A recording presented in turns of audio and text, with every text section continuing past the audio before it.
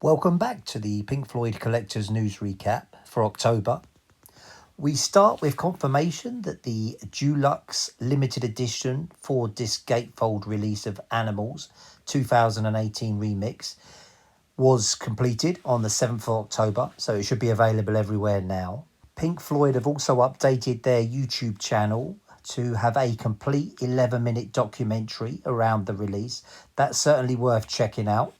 On October the 21st, the new Pink Floyd single, Hey Hey Rise Up, got a physical release. That was both on CD single and a 7-inch single on black vinyl.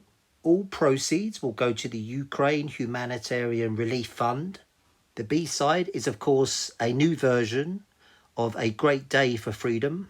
This now means that the release should be available to purchase all over the world, including the limited clear vinyl that was available via Japan. It was announced this month that the Pink Floyd exhibition, Their Mortal Remains, will open in Montreal, Canada on November the 4th. So this is the debut for the exhibition in Canada. It has previously been in the United States and Europe. Certainly worth checking out. There are details at www.pinkfloydexhibition.com. Another exciting announcement this month was that there will be an official 50th anniversary book to celebrate the anniversary of Dark Side of the Moon.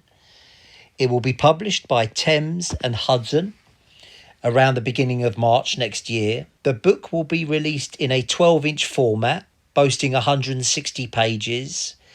And from what I've read, it's going to be some photographs that we haven't seen before and some introductory text from the band. We are awaiting details of exactly what Pink Floyd are planning around the 50th anniversary.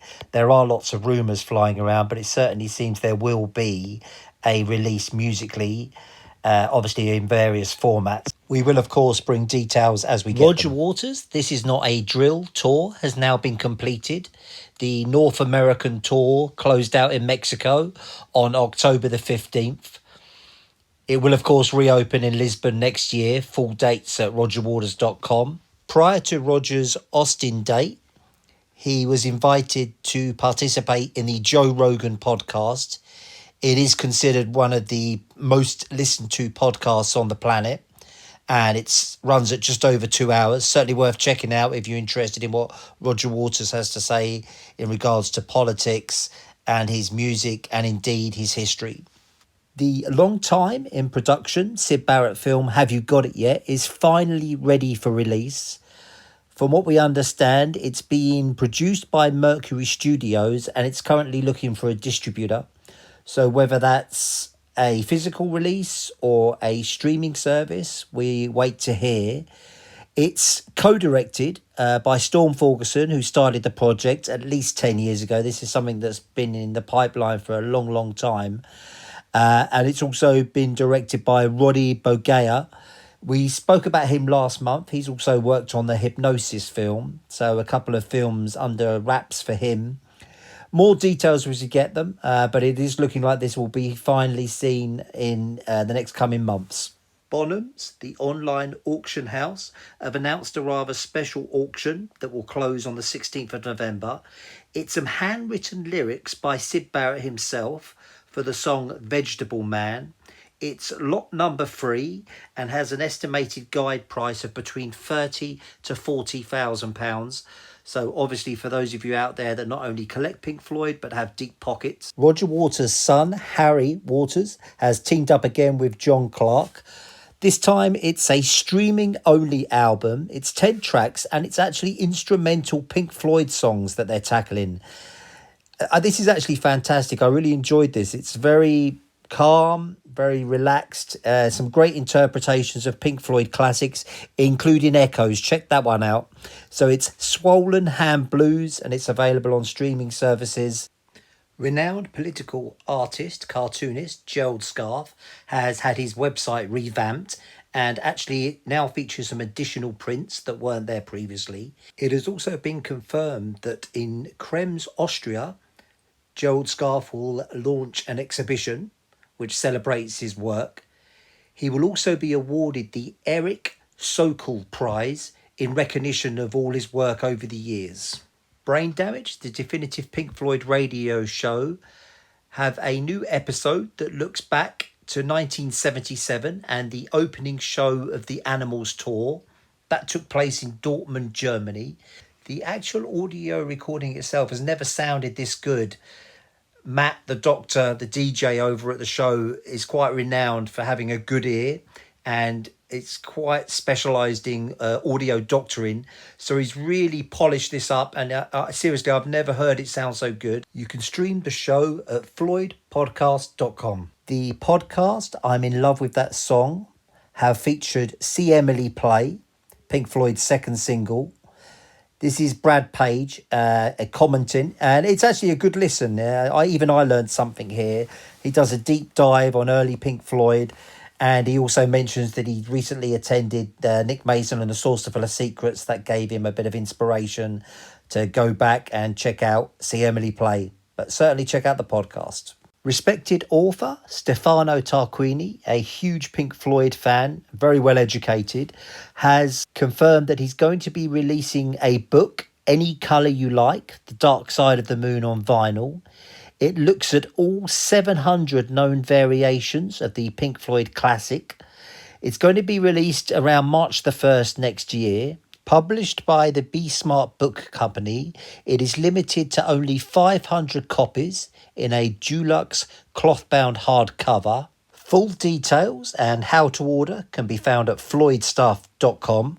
The third book to be released next year, covering Pink Floyd's 50th anniversary of Dark Side of the Moon, is a book by respected Canadian rock critic Martin Popoff. He has actually produced a couple of books over the last 5 years regarding the topic of Pink Floyd. This one's called Pink Floyd and the Dark Side of the Moon, 50 Years. More details can be found at websites like Amazon.com, but it looks like a real deep dive, and it's a 10-inch squared version this time, and it comes in a slipcase according to the details that I've got. Those of you in the UK, particularly the north of England, can now visit a free exhibition in Keighley.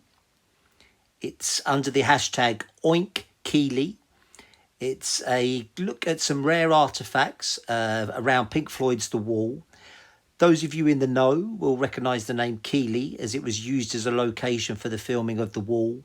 The platform is the one that's featured where a young Pink is surrounded by, if you like, the returning soldiers, and also the train scene that goes through the tunnel.